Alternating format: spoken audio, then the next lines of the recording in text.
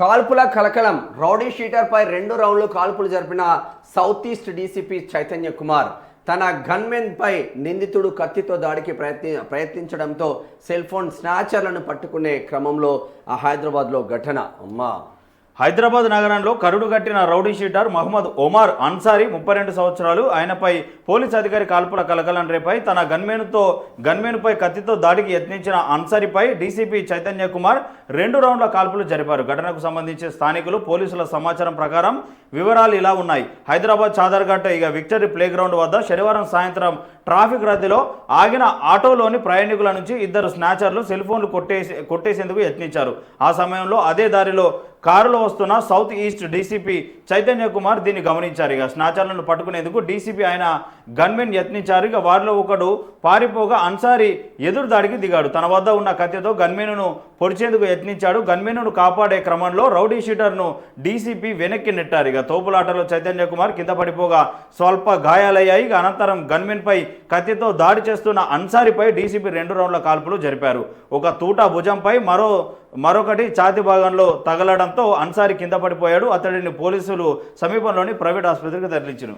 ఇప్పుడు తరలించుడు మంచిగానే ఉన్నది కానీ తరలించుడు మంచిగానే ఉన్నది, మనం మంచిగానే ఉంటే తరలించుడు కానీ మరి నిజంగానే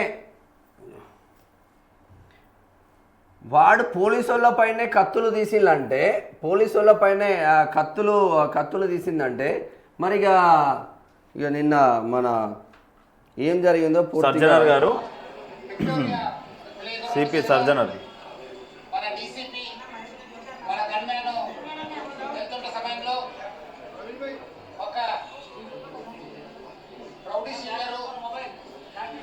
హైదరాబాద్ సిపి సర్జనర్ మాట్లాడుతున్న వాక్యాలు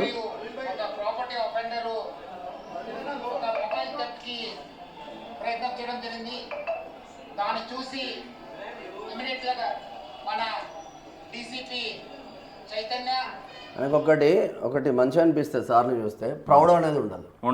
చిన్న రిపోర్టర్ పెద్ద రిపోర్టర్ ఎన్ని క్వశ్చన్స్ అన్నాయి సజ్జనార్ సార్కి సింపుల్గా ఆన్సర్ చెప్తారు. ఒక ఫ్యామిలీ మెంబర్ లాగా ఆన్సర్ చెప్తారు.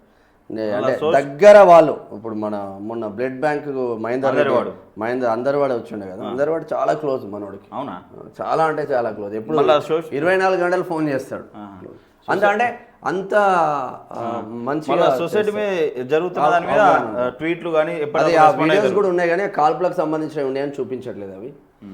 పసిపిల్లలతో ఊపిరి బిగబట్టి అడుగులు, ఆక్సిజన్ సిలిండర్ మూత ఊడిపోవడంతో ఆందోళన, మంత్రి దామోదర్ ఆదేశంతో వరంగల్ ఎంజీఎం సూపరింటెండెంట్ తొలగింపు, ఆసుపత్రి 100 మీటర్ల దూరం మొత్తం గుంతలు, వర్షపు నీరు, చేతిలో 2 శిశువులు, వారికి ఉన్నది ఒకటే ఆక్సిజన్ సిలిండర్.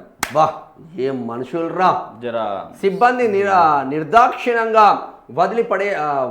వదిలేసి పోవడంతో తల్లిదండ్రులే బిక్కుమంటూ బయలుదేరారు. దారి మధ్యలోనే గతుకులకు సిలిండర్ మూత ఊడిపోవడంతో పిల్లలకు ఏమవుతుందో అని భయపడ్డారు.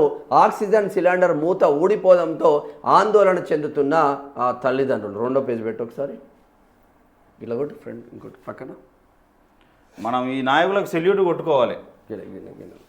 ఉందా? ఉక్కిరిబిక్కిరయ్యారు. వరంగల్ ఎంజీఎం ఆసుపత్రిలో పేషెంట్ కేర్ సిబ్బంది నిర్లక్ష్యానికి అద్దం పట్టిన ఘటన ఇది. పిల్లల విభాగంలో చికిత్స పొందుతున్న 2 శిశువులకు శనివారం ఎక్స్రే తీయించాలని వైద్యులు సూచించారు. ఎక్స్రే విభాగం అక్కడి నుంచి 100 మీటర్ల దూరంలో ఉండగా ఆ దారంతా గుంతలు ఏర్పడి వర్షపు నీరు నిలిచి అధ్వానంగా ఉంది. ఈ మార్గంలో పేషెంట్ కేర్ సిబ్బంది ఒకటే సిలిండర్తో 2 పిల్లలకు ఆక్సిజన్ అందిస్తూ తీసుకెళ్లారు. ఎక్స్రే తీశాక పిల్లలను మీరే వార్డుకు తీసుకెళ్ళండి అని తల్లిదండ్రులకు చెప్పి వెళ్ళిపోయారు. దీంతో వారు గుంతల దారిలో 2 పిల్లలను ఆక్సిజన్ సిలిండర్తో సహా తీసుకెళ్లసాగారు. ఈ క్రమంలో సిలిండర్ మూత ఊడిపోయి గ్యాస్ లీక్ అవడంతో ఆందోళన చెందారు.